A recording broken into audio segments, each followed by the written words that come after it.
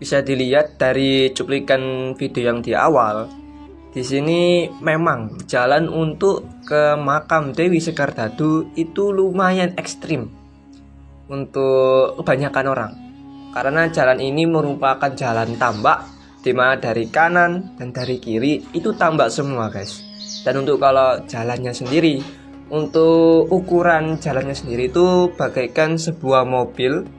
Ukurannya sebuah mobil yang digunakan untuk 2 jalur, kanan dan kiri. Jadi untuk pergi ke makam ini itu tidak mungkin, ya, sangat tidak mungkin untuk menggunakan mobil.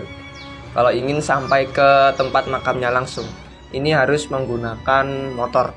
Dan saran saya sebaiknya menggunakan motor yang lumayan kuat, ya. Mungkin salah satunya adalah Matic, motor beat istilahnya. Karena jalan ini tuh sudah kecil, digunakan untuk 2 jalur. Dan jalannya lumayan rusak, guys. Lumayan rusak, mungkin karena tempat yang sangat pelosok, sehingga pemerataan jalannya kurang baik di sana. Dan ya, di sana juga tidak ada kayak palang, tidak ada palang. Jadi kalau kalian secara ajaib tiba-tiba jatuh atau macet di salah satu jembatan kecil itu, ya agak susah, guys. Kalau kalian tidak hati-hati saat jatuh, Anda bisa nyemplung di sana. Jadi ya, apalagi saat malam-malam, guys. Jadi saran saya hati-hati di sana.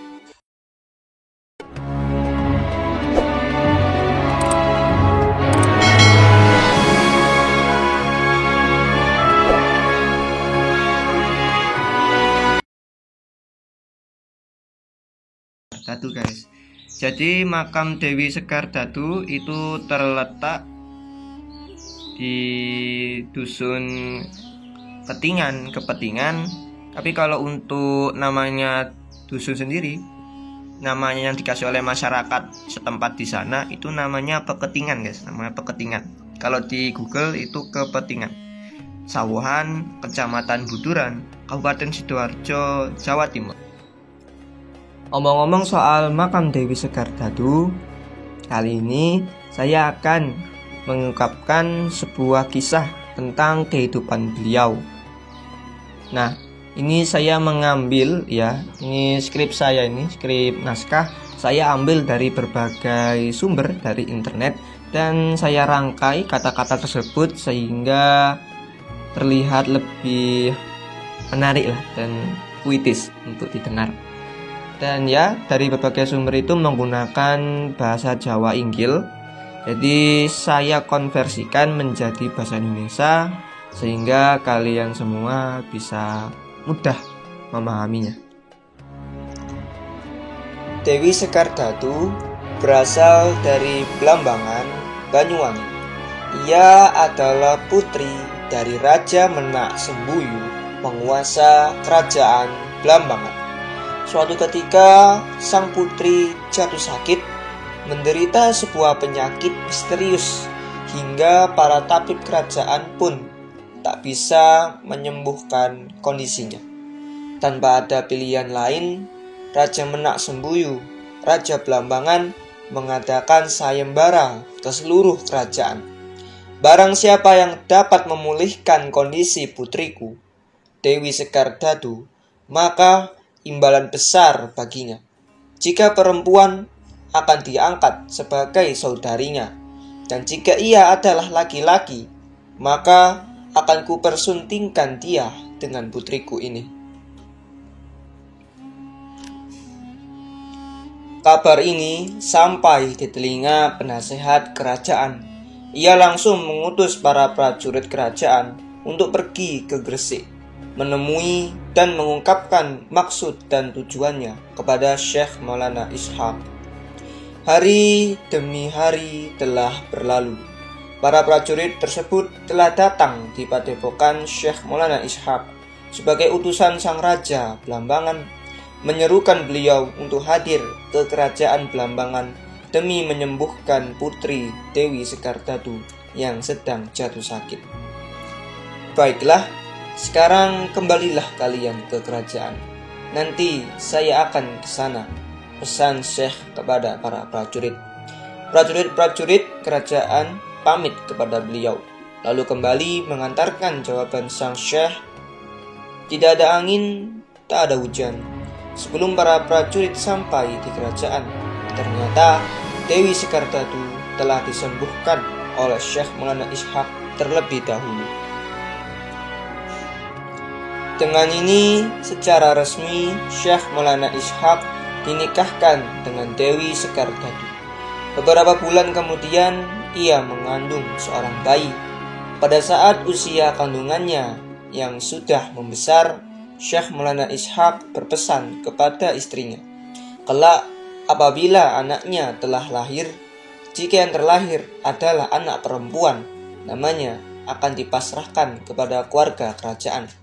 Akan tetapi, apabila yang terlahir ialah seorang anak laki-laki, maka namanya adalah Raden Paku. Setelah itu, beliau kembali ke Gresik. Tak lama setelahnya, Raden Paku telah datang ke dunia ini. Sungguh peristiwa yang sangat membahagiakan dan kebencian bagi yang lain.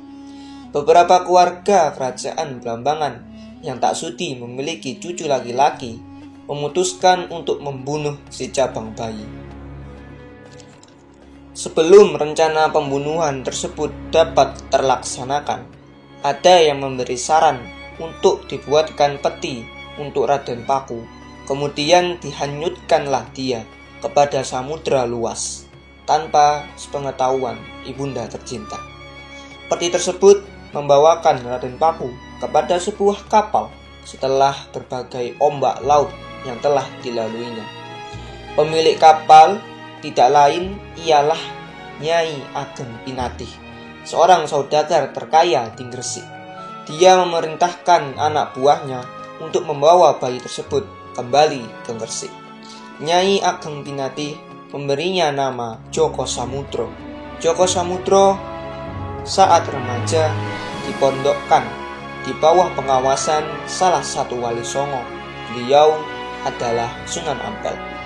Ketika Raden Paku kala itu bernama Joko Samudro sedang menimba ilmu dan menjelajahi kehidupan, sang ibunda menjelajahi seluruh laut Nusantara demi mencari bayinya yang pergi bersama ombak.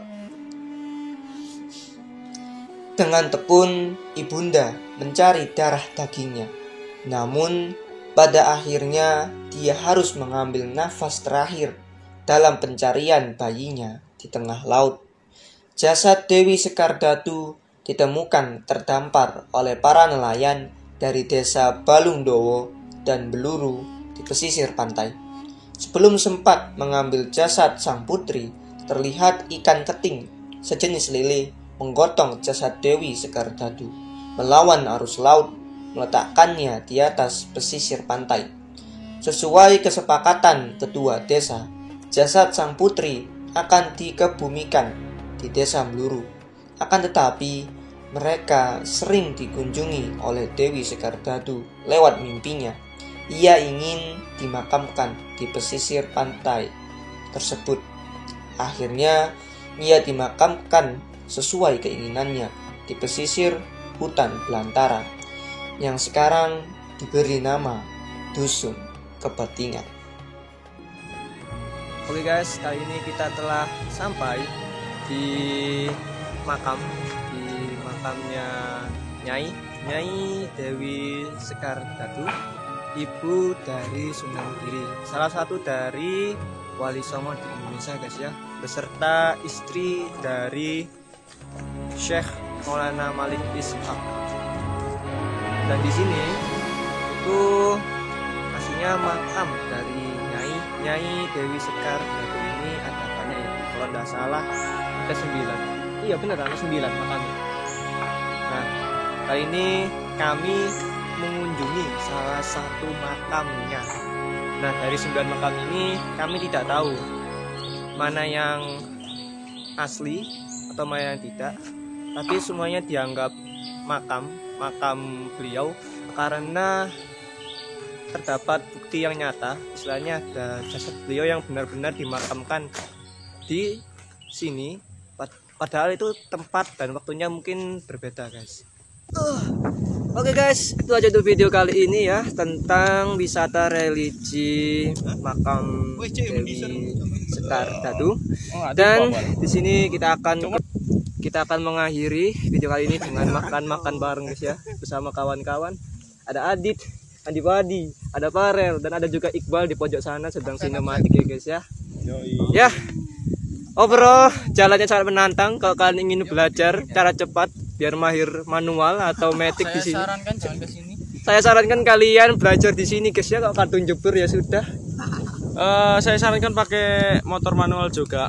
Ya, itu kenapa deh alasannya? Kurang tahu. Kalau mungkin kalau kena lumpur biar gampang lolosnya mungkin. Nah, itu guys ya dari kawan-kawan saya. Dan ya, itu saja. Jangan lupa tuh like dan subscribe seperti biasa. Ya, terserah monggo kalian mau subscribe atau like. Karena setiap subscribe itu gratis dan sangat beragam. Oke, see you next time and see you soon. Bye bye. Peace. Dadah.